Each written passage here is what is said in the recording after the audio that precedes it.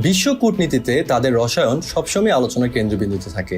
Internet দুনিয়ায় তাদের একসঙ্গে দেখা মানেই ট্রেন্ডিং হ্যাশট্যাগ মেলোডি। হ্যাঁ, আবারও সেই চিরচেনা জাদুকরী বন্ধুত্ব নিয়ে সামাজিক যোগাযোগ মাধ্যমে ব্যাপক ঝড় তুললেন ভারতের প্রধানমন্ত্রী নরেন্দ্র মোদী এবং ইতালির প্রধানমন্ত্রী জর্জিয়া মেলোনি।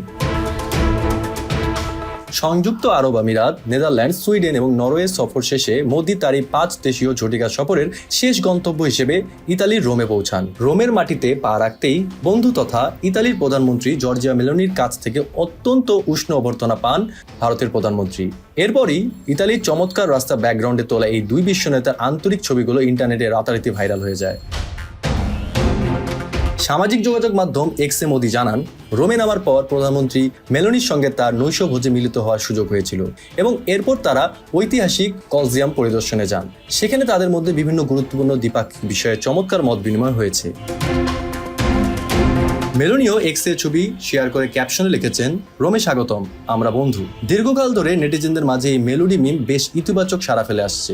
এর আগে রোমে পৌঁছালে মোদিকে প্রবাসী ভারতীয়দের পক্ষ থেকে জমকালো সাংস্কৃতিক সম্বোধনা দেওয়া হয়, যেখানে ইতালীয় শিল্পীরা কত্থক, কুচিপুডি ও ভারতনাট্যম নাচের পাশাপাশি চমৎকার সেতার ও তবলা যুগলবন্দি পরিবেশন করেন।